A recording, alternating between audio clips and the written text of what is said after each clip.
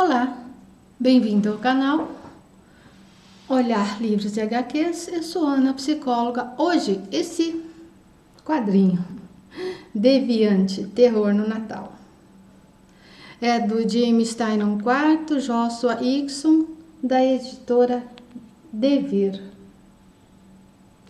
Só que hoje vou fazer uma coisa eu vou ler a quarta capa, depois eu vou fazer uma coisa diferente. Eu tô esquecendo, e eu preciso entender o que é isso, de mostrar as imagens para vocês, porque eu tô deixando no final. Eu encerro o vídeo e não mostro. Então, a partir desse vídeo, eu vou começar a mostrar antes algumas imagens. Tá? Porque eu acho que é importante. Eu odeio quando alguém apresenta um quadrinho e só faz assim. Porra, né? Esse negócio de spoiler. Mostra algumas imagens, né? Pra você ter uma noção de como é. Mostrar isso aqui e é um quadrinho, não tem sentido. Então, assim, pra eu não correr mais esse risco, eu vou estar mostrando no início, ok? Mas antes, eu vou ler a quarta capa para vocês saberem o que é Deviante, Terror no Natal. E aí eu vou ler só um trechinho aqui, tá? Milwaukee, 1973. Em meio à neve, um Papai Noel ensanguentado comete atrocidades inimagináveis contra jovens rapazes. 50 anos depois, um quadrinista atormentado entrevista o chamado assassino invertido, que insiste em sua inocência mesmo depois de tantos anos atrás das grades. Agora, com o Natal se aproximando mais uma vez, o passado retorna, empunhando um machado afiado. E antes de eu fazer qualquer comentário, eu vou mostrar as imagens. Por isso que eu vou dar uma para mim não passar o carão depois de não ter mostrado algumas imagens para vocês. Eu vou mostrar só uma das terríveis, tá? Pois a outra aí... Nossa, eu tô com um reflexo aqui, que tá demais. Aqui...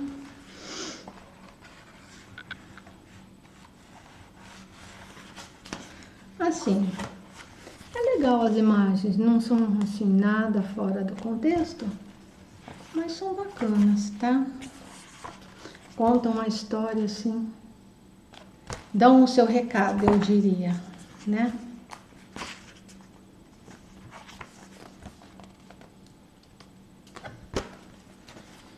Ele vai fazendo um paralelo, né, entre 1973 e 2023.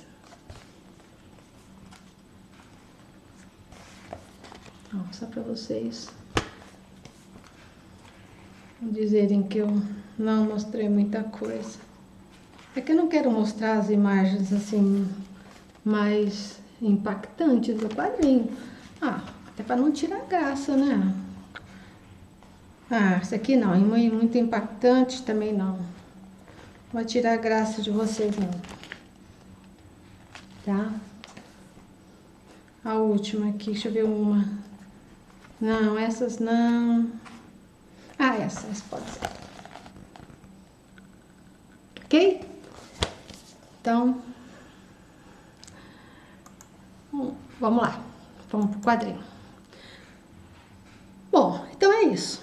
Tá? É uma história. A mim foi uma história assim, quando eu li a sinopse, o pessoal apresentou, eu fiz uma ideia, mas quando eu fui ler esse quadrinho, ela foi totalmente... Embora não tenha sido aquilo que eu esperava, foi mais do que eu esperava. É de fato um thriller, tá? Mas a forma, a trama que o autor, que o James Tynion escreveu, assim, o assassinato ficou, para mim, ficou em segundo plano. E aí eu vou falar, vamos seguindo, tá? Então, para mim, é uma narrativa onde os dois protagonistas, Michael, que é o quadrinista, tá? Aqui, ó, nessa página aqui, ó, ele tá aqui no cantinho. Michael é o quadrinista e Randall, o assassino invertido. Randall é esse senhorzinho aqui, tá? É uma narrativa entre os dois, onde os dois falam das suas dores, das suas decepções envolvendo a sua condição, que ambos são homossexuais, numa sociedade que aceita, mas não inclui. Aceita, mas assim, atravessado, ainda hoje, né? Então, Michael, aí aparecem alguns flashes, né? Desde pequeno, ele tem um certo fascínio por serial killers. E adulto, esses programas aí, né? Que tem um fascínio que o acompanha desde hoje. Hoje ele já é um adulto, de 40 anos, por aí. Então, um quadrinista que deseja escrever uma obra meio que autoral, só que ele está sem inspiração. Ele tenta pegar assim, uma certa inspiração com os super-heróis, mas não rola, não consegue. Aí, nas divagações, tá? Ele se lembra do assassino denominado invertido na década de 60. Essa palavra invertido como deviante, para mim é no sentido do invertido da questão da homossexual, tá? Da condição do assassino até, entre aspas, né? Dizem-se que o Randall é o assassino, ele é um homossexual e matavam também rapazes homossexuais. Por isso, assassino invertido ou desviante no sentido da homossexualidade, tá? Bom, entra em contato com o Randall, né, o assassino, que sempre alegou e alega, depois de 50 anos, da sua inocência. Ele diz que não foi ele. O quadrinho dá ênfase no diálogo, ele dá muito mais ênfase. Existem os assassinatos, mas o diálogo toma conta do quadrinho entre os dois. Ambos são gays e trocam experiências dessa condição. Além desse diálogo entre os dois, fica muito marcado para mim uma realidade que nem sempre entendemos, que é o fascínio de muitos, que é o idolatrar serial killers, assassinos, que a gente sabe que isso existe, né? Michael é um desses. Ele se identifica com Randall logo no início, ele se sente acolhido. A questão de Randall ser um assassino, acredito, que é um dos fatores maiores de identificação. Esse fascínio que ele tem pelos serial killers. Mas Michael se mostra uma pessoa pacata e talvez incapaz de cometer um crime. Então, qual é o fator que liga o Randall, um assassino? Um possível assassino. Uma das explicações, e aí é um contexto meu, volto a dizer, é a dualidade que existe em nós, a potência para o bem e para o mal. Um ser, no caso do Michael, que desde sempre se sentiu excluído, perseguido, incompreendido pela sua condição sexual. Esse ser sentir-se não fazer parte, ele nunca se sentiu fazendo parte, com certeza gera muita raiva, muita frustração, angústia, sentimentos de menos-valia e por aí vai. E o que fazer com essas emoções?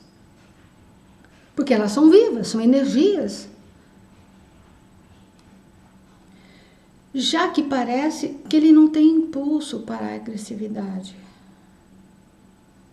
Essas emoções, enquanto vivas, elas precisam de alguma forma serem olhadas, exploradas e entendidas. Michael parece ter, desde pequena, a necessidade de estar no lugar onde o serial killer esteve, acompanhar as suas ações no noticiário, fotos. Quanto mais ele se aproxima da vida do assassino, mais essa proximidade lhe proporciona emoções que vão de encontro ao seu lado sombrio, sem colocar em risco, ou seja, sem atuar literalmente, enquanto ele está ali vendo a vida da pessoa, o que a pessoa fez, onde ela esteve, ela pode ter estudado onde eu estudei, essas coisas todas, é uma forma dele vivenciar o lado sombrio dele, mas sem se colocar em risco, ou seja, existe o assassino e existe ele. O contato com o random lhe proporciona uma história que abrangerá a sua vida e a dele. E o que pode esse contato, essa troca, lhe conferir um sentimento de pertença, um sentimento de eu, o qual ele sempre buscou. No meu entendimento, basicamente é o que acontece com as pessoas que idolatram, tornam assassinos em heróis. Inconscientemente, vivem o seu lado sombrio de forma indireta. O mal experienciado, ritualizado pelo assassino, que é um portal. É uma forma de eu vivenciar o mal que existe em mim, sem ser um assassino. É claro que a maioria das pessoas não tem essa consciência, tá? Eu tô dando aqui um possível entendimento da dinâmica psíquica dessas pessoas, ok? Bom, o não ter consciência dessa verdade sobre si pode ser muito perigoso, altamente perigoso. Pois enquanto fica-se só na idolatria, no explorar a vida do outro, ter contato indireto por cartas, vídeos e essas coisas todas, pode de alguma forma alimentar esse mal contido, tornando, ou seja, você olhar muito, você entrar em contato, mesmo que indireto muito, você estar sempre ligado àquelas ações monstruosas, aquelas ações não humanas, isso alimenta o mal que você tem dentro de você. E isso, se não for consciente, se não for trabalhado, se a pessoa não tiver essa consciência que é o porquê que ela está fazendo isso, esse mal, ele vai saltar fora. Porque você vai... gente, é energia. Você vai alimentando, você vai alimentando, você vai alimentando. Tem uma hora que explode. Tem hora que o psiquismo não dá mais conta. Porque é uma energia antiga, forte, devastadora.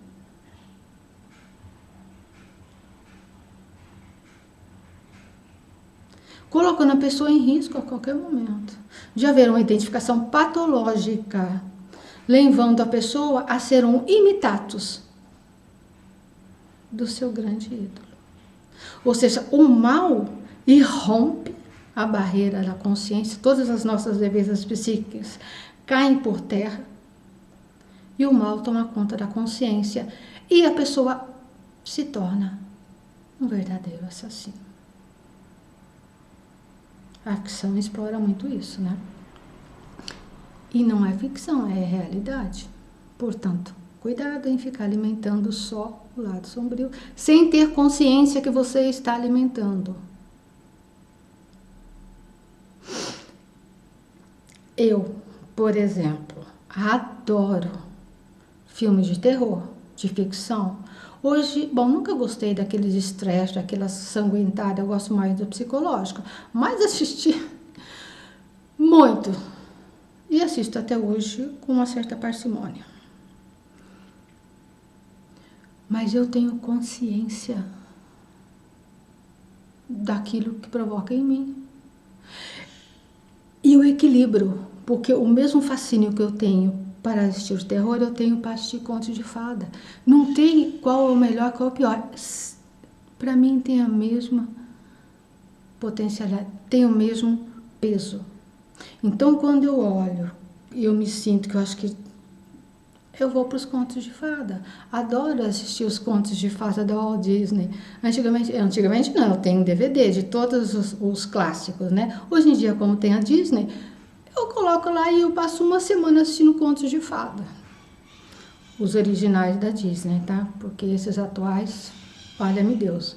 Entende? Então, assim, você tem que ter consciência do mal que desperta dentro de você. Você olha sem consciência, uma hora ele rompe e a pessoa pode se tornar um assassino. Tá? Na ficção, no caso do Maicon, me parece que ele não tem essa clara consciência do porquê ele se identifica com o Randall, a não ser da questão psicológica, né? E assim, ele sabe o que fascina, que é a questão do cara ter a condição dele e ser assassino, porque ele sempre teve fascínio. Ele não tem consciência do tipo de mal que isso aflora dentro dele. Entende? Ele tem uma semiconsciência, vamos dizer assim, uma consciência parcial. Tá? Ele, entre aspas, sabe por que ele é fascinado pelo Randall, pela sua condição sexual e pelo ato em si de ser um serial killer. O que falta a ele e o que pode acontecer nesse escrever, nesse diálogo entre eles é que mal que existe dentro dele e que ele precisa olhar, que ele precisa conversar. O diálogo, a escrita é perfeita. Então vamos dizer que ele encontrou uma forma saudável de identificar, de explorar e de entender o mal que existe dentro dele.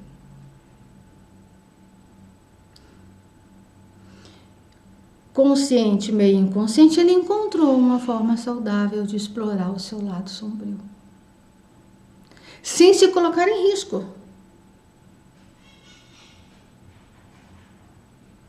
Porque ele não vai alimentar o mal, ele vai iluminar o mal. Ele vai olhar para o mal dentro dele. E tudo que é luz vem da escuridão.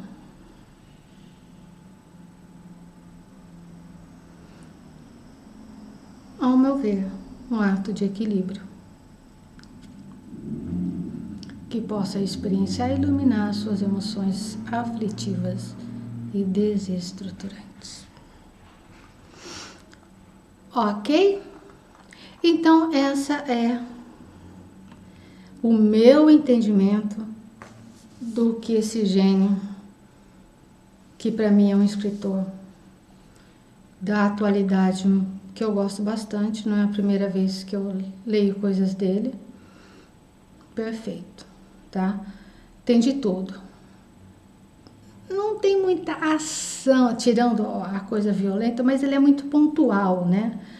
E na verdade aparece só o ato, não aparece muito ele fazendo o ato. Então ele não é muito assim, estresse, aquela coisa, sabe? Aparece já o ato, né? O que ele fez, a obra de arte que ele fez. Então assim, é violento? Óbvio que é, porque as mortes aqui são, né? São atrocidades. Mas assim,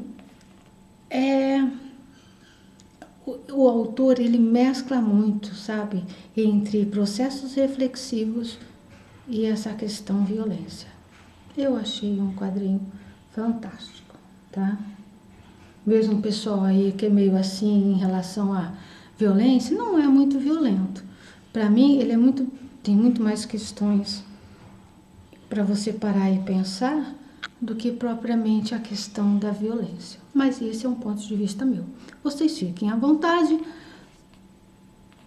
para a escolha de vocês, tá? Eu recomendo. E aí fica na escolha de vocês. Deem um like, compartilhem. Eu agradeço muito. A gente se vê num próximo olhar.